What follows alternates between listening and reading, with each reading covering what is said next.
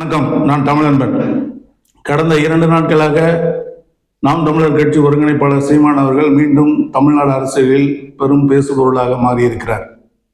அதற்கு காரணம், கடந்த சனிக்கிழமை அன்று சென்னை வந்திருந்த ஒன்றிய நிதியமைச்சர் நிர்மலா சீதாராமன் அவர்களை சீமான் சந்தித்தார் என்று பரவிய செய்திகள்.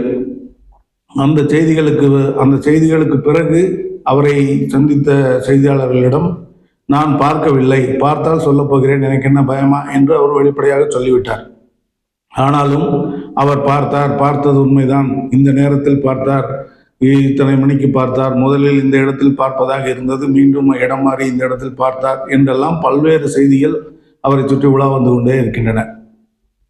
அதைத் தொடர்ந்து நேற்று ஒரு தனியார் கல்லூரி நிகழ்ச்சியில் தமிழ்நாடு பாஜக தலைவர், இப்பொழுது வரை பாஜக தலைவராக இருக்கும் அண்ணாமலை அவர்களுடன் அவர் மேடையை பகிர்ந்து கொண்டவுடன் அந்த செய்தியை மேலும் உறுதிப்படுத்தும் வண்ணம் பல செய்திகள் வந்து கொண்டே இருக்கின்றன.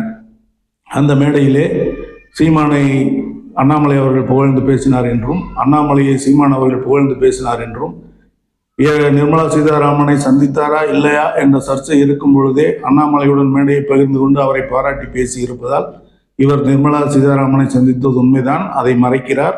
இப்பொழுது அண்ணாமலையுடனும் நட்பு பாராட்டுகிறார். இவர் பாஜக பக்கம் கொஞ்சம் கொஞ்சமாக சாய்ந்து விட்டார், முழுமையாக பாஜக பக்கமும் போய்விட்டார் என்று பல தரப்பினரும் கருத்துக்களையும் விமர்சனங்களையும் வைத்துக் கொண்டிருக்கிறார்கள். ஆனால் இவை எதற்கும் சான்றே இல்லாமலேயே இத்தனையையும் அவர்கள் செய்து கொண்டே இருக்கிறார்கள். சீமான் அவர்கள் வெளிப்படையாக சொல்கிறார், நான் சந்தித்தால் சொல்லப் போகிறேன், எனக்கு என்ன பயமா என்று வெளிப்படையாக சொல்லிவிட்ட பிறகும் இல்லை, அவர் பார்த்தார் என்று சொல்வதிலேயே பெரிய அரசியல் ஒளிந்திருக்கிறது. அது ஒரு பக்கம் இருக்கட்டும்.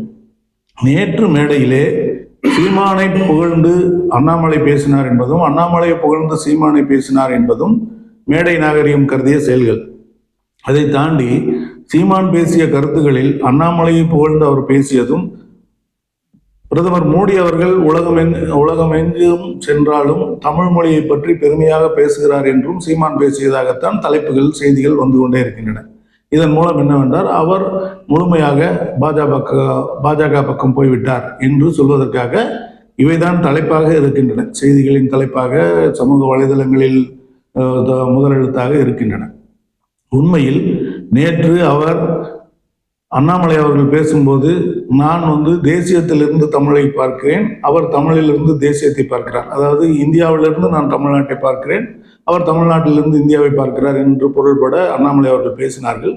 அதற்கு விடை சொல்லும் விதமாக நேர் எதிராக அவர் தெளிவாக சொல்கிறார், நான் முதலில் என் அம்மாவுக்கு மகன், அதற்கு பிறகு அத்தைக்கு மருமகன், முதலில் தமிழன், அதற்கு பிறகுதான் நான் மற்றதெல்லாம் என்று வெளிப்படையாக தெளிவாக சொல்லிவிட்டார்.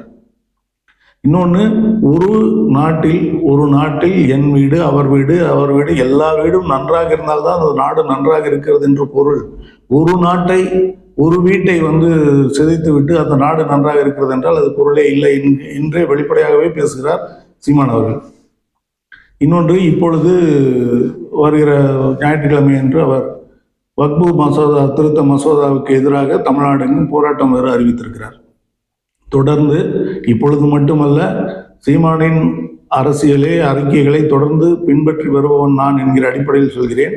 அவர் எல்லா காலத்திலும் ஒன்றிய பிஜேபி அரசின் கொள்கைகளை, ஒற்றைமயப்படுத்தலை, இந்துத்துவ மயப்படுத்தலை தீவிரமாக எதிர்த்து வந்தே இருக்கிறார். அவருடைய அறிக்கைகள் அத்தனையும் எடுத்து பார்த்தால் தெரியும், மிக தீவிரமாக அந்த எதிர்ப்பை அவர் சொல்லிக்கொண்டே இருந்திருக்கிறார்.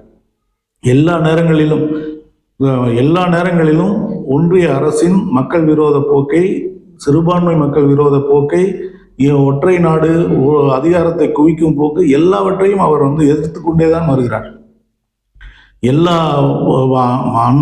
அந்த காலத்திலிருந்து இப்பொழுது வரைக்கும் அவருடைய அறிக்கைகள், பேச்சுகள், செயல்கள் எல்லாமே அதுதான். ஆனால் திரும்ப அவர் பாஜகவின் கைப்பாவையாகிவிட்டார், சங்கியாகிவிட்டார் என்று தொடர்ந்து செய்திகள் பரப்புவதை பரப்பி அவரை பாஜக பக்கம் தள்ளிவிடும் வேலைகளை சிலர் செய்து கொண்டே இருக்கிறார்கள். உண்மையில் அவர் எல்லா காலத்திலும் தெளிவாக தமிழ் தேசியத்தின் பக்கம் நின்றுதான் எல்லா விஷயங்களையுமே பேசுகிறார். அவர் ஒரு கருத்தை சொல்கிறார் என்றால் அது தமிழ், தமிழ் மொழி, தமிழ் இனம், தமிழர்கள், தமிழ்நாடு இதனுடைய நலனை அடிப்படையாக கொண்டதாகத்தான் இருக்குமே ஒழிய அதற்கு எதிரான சிந்தனையாக ஒருபோதும் இருந்ததே இல்லை. அந்த இடத்தில் இருந்துதான் அவர் எல்லாவற்றையும் பேசுகிறார். இப்பொழுதும் நேற்று மோடியை புகழ்ந்து பேசியது கூட, மோடியை புகழ்ந்து அவர் பேசினார் என்றால் உலகெங்கும் போய் மோடி தமிழைத்தான் முன்னிறுத்துகிறார், தமிழ் மொழியைத்தான் சொல்கிறார், தமிழ் இப்படி ஒரு மொழி இருக்கிறது எங்கள் நாட்டில் என்று பெருமைப்படுத்துகிறார், தமிழை பெருமைப்படுத்துகிறார். அந்த மொழியை நாம் பாதுகாக்க வேண்டும் என்கிற அடிப்படையில் தான் அவர் பேசுகிறாரே ஒழிய மோடியை அவர் புகழ்ந்து பேசவில்லை. தமிழை புகழ்ந்ததால் மோடியை பாராட்டுகிறார், அவ்வளவுதான். மோடியை பாராட்ட வேண்டும் என்பதற்காக அல்லாது, இரண்டுக்குமான வேறுபாடு இருக்கிறது. மோடி தமிழை புகழ்ந்து பேசுவதால், தமிழ் தமிழ் என்று பேசுவதால் அவர் மோடி சொல்கிற மொழி, மோடி இந்திய பிரதமரே சொல்கிற ஒரு பெருமைமிகு மொழியாக எங்கள் மொழி இருக்கிறது, என் மொழி இருக்கிறது என்கிற இருமாப்புடன் அந்த கருத்தை அவர் பதிவு செய்கிறார். இப்படி தமிழ் மக்கள், தமிழ் இன நலன் அடிப்படையில் அவர் பேசுகிற கருத்துக்கள் எல்லாமே மாற்றி மாற்றி சொல்லப்பட்டு அவரை வெகுஜனத்தில் வேறொரு விதமாக காட்டுகிற முயற்சி தொடர்ந்து நடந்து கொண்டே இருக்கிறது. அவர் ரஜினிகாந்தை சந்தித்தது முதல், ஈரோடு கிழக்கு இடைத்தேர்தலில் தந்தை பெரியாரை விமர்சனம் செய்து பேசியது முதல் ஒவ்வொன்றாக பட்டியலிட்டு இதன் காரணமாக எல்லாம் அவர் பாஜக பக்கம் போய்கொண்டிருக்கிறார், பாஜகவோடு சேரப்போகிறார், வருகிற தேர்தலில் அவர் தனித்து நிற்க மாட்டார், பாஜகவுடன் கூட்டணி அமைப்பார் என்று நாள்தோறும் சொல்லிக்கொண்டே இருக்கிறார்கள். அவர் ஒவ்வொரு முறையும் அதை மறுத்து கொண்டே இருக்கிறார். இப்பொழுதும் கிட்டத்தட்ட தமிழ்நாடு தேர்தல் இன்னும் தேர்தல் தேதி ஒரு அறிவிக்கவில்லை, எல்லோரும் கூட்டணி பற்றி பேசிக் கொண்டிருக்கிறார்கள். அந்த கூட்டணிக்குள் சீமானை கொண்டு வந்துவிடும் முயற்சி பெரிய கட்சியினர் திமுக தவிர அதிமுக, பாஜக, விஜய் உட்பட எல்லோருக்கும் சீமானை தங்கள் பக்கம் இழுத்துக்கொள்ள வேண்டும் என்கிற ஒரு ஆர்வம் இருக்கிறது. அவரை எப்படியாவது நம் பக்கம் அவர் வந்துவிட்டால் நமக்கு நல்லது என்று எல்லா கட்சிகளும் நினைக்கிற இடத்தில் தான் அவர் இருக்கிறார். அப்படி இருந்தும் அவர் மிக தெளிவாக நான் தனித்து தான் நிற்கப் போகிறேன், இந்த முறையும் நாம் தமிழர் கட்சி தனித்து தான் நிற்கப் போகிறது என்று சொல்லி இதுவரை சுமார் 25-30 வேட்பாளர்களையே அறிவித்து விட்டார். அந்தந்த அவர் கட்சியின் கட்டமைப்பு வேலைகளுக்காக ஒவ்வொரு ஊருக்கு செல்லும் போதும் அந்த ஊரில் வேட்பாளர்களை தேர்வு செய்கிறார், சில இடங்களில் அறிவிக்கவும் செய்கிறார். தொடர்ந்து தனித்துத்தான் போட்டியிடுவேன், எந்த கூட்டணிக்குள்ளும் கரைந்து போக மாட்டேன், கூட்டணிக்குள் கரைந்து போவதன் மூலம் என்னுடைய அடிப்படையான தமிழ் தேசிய அரசியலை விட்டு கொடுக்க மாட்டேன் என்று 100க்கு 100 முறை அவர் திரும்ப திரும்ப சொல்லியும் திரும்பவும் அவரை ஏதாவது ஒரு கூட்டணிக்குள் சேர்த்து விட வேண்டும். இன்னும் சொல்ல போனால் தமிழ்நாடு தமிழின விரோதம் மட்டுமல்ல, மனிதகுல விரோதியான பாஜகவுடன் அவரை சேர்த்து வைத்து விட வேண்டும் என்று சிலர் தீவிரமாக முயற்சி செய்து வேலை செய்து கொண்டிருக்கிறார்கள். அந்த சூழ்ச்சிக்கெல்லாம் அடிபணியிருக்கிறவர் அவர் இல்லை. அவருடைய அறிக்கைகள், பேச்சுகள் ஆகியவற்றை தொடர்ந்து எடுத்து பார்த்தால் பெரும்பாலானவை 99%, அதாவது அண்மையில் சங்கி என்றால் நண்பன் என்று பொருள் என்பதெல்லாம் ஒரு வேகத்தில் எதிர்மறை சொற்களாக வந்திருக்கும் என்றுதான் நான் யூகிக்கிறேன். நீ ஒரு விஷயத்தை தப்பு என்று சொன்னால் நீ என்ன தப்பு என்று நீயே தப்பு, நீ ஒரு விஷயத்தை தப்பு என்றால் அது சரியாகத்தானே இருக்கும் என்கிற ஒரு எதிர்மறை போக்கின் அடிப்படையில் அந்த சொற்கள் வந்திருக்கலாமே ஒழிய அடிப்படையில் அவர் அதை உணர்ந்து செய்திருப்பார் என்று என்னால் எண்ண முடியவில்லை. ஏனெனில் அவருடைய அரசியலை தொடர்ந்து கவனித்து கொண்டு அவருடன் பழகியவன் என்கிற முறையில் நான் சொல்கிறேன். அவர் ஒருபோதும் மக்கள் விரோத, பன்மைத்துவ விரோத, ஒற்றை மயப்ப அதிகாரத்தை டெல்லியில் குவிக்க வேண்டும் என்று நினைக்கிற பாஜகவின் பக்கம் ஒருபோதும் சேர மாட்டார். அவருடைய தத்துவத்திற்கும் RSS தத்துவத்திற்கும் என்றைக்கும் ஒத்து வராது என்பதில் எந்த மாற்றமும் இல்லை. அதை நோக்கித்தான் அவர் செயல்பட்டு கொண்டும் இருக்கிறார். ஒரு சில இடங்களில் வருகிற வார்த்தை பிரயோகங்கள் அந்த நேரத்தினுடைய மனநிலையின் வெளிப்பாடுகளாக இருக்க முடியுமே ஒழிய அது அவருடைய ஒட்டுமொத்த கொள்கையாக இருந்துவிட முடியாது என்பதுதான் என்னுடைய கருத்து. சங்கி என்றால் நண்பன், சங்கி என்றால் சக தோழன் என்று அவர் சொன்னதும், பாண்டேவனுடைய மேடையில் பேசியதும், அண்ணாமலையோடு மேடையை பகிர்ந்து கொள்வதும், நிர்மலா சீதாராமனை ரகசியமாக சந்திப்பதும் அப்படியே நடந்திருந்தாலும் கூட அவர் அந்த கொள்கை பக்கம் சாய்கிறார் என்று பொருள் இல்லை.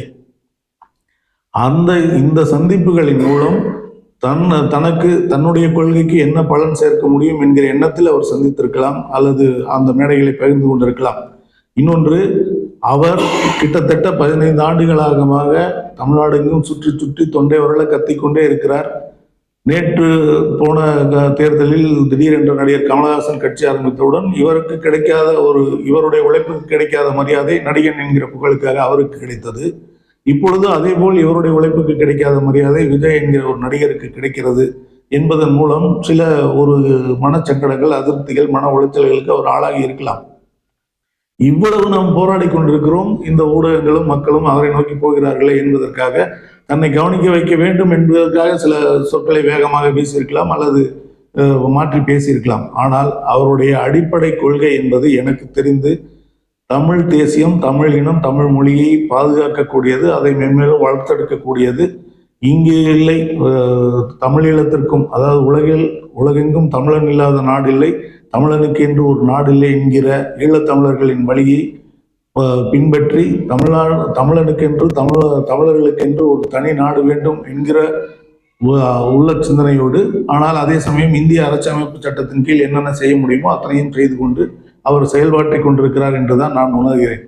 அதனால் என்னுடைய கருத்து, அவர் அடுத்த தேர்தலில் பாஜக அவரை இழுக்க முயற்சித்தாலும் அவர் அந்த பக்கம் போகவே மாட்டார் என்பது என்னுடைய உறுதியான நிலைப்பாடு. அவர் தனித்து நிற்பார் அல்லது பாஜக இல்லாத ஒரு கூட்டணியில் அவர் இணையலாம். அதுவும் அவராக சொன்னால்தான் அது உண்மை. அது வரைக்கும் அதுவும் உண்மை கிடையாது. ஆனால் ஒருபோதும் அவர் பாஜக பக்கம் போக மாட்டார் தேர்தல் கூட்டணிக்காக என்பதை மட்டும் உறுதியாக சொல்லிக் கொள்கிறேன். நன்றி, வணக்கம்.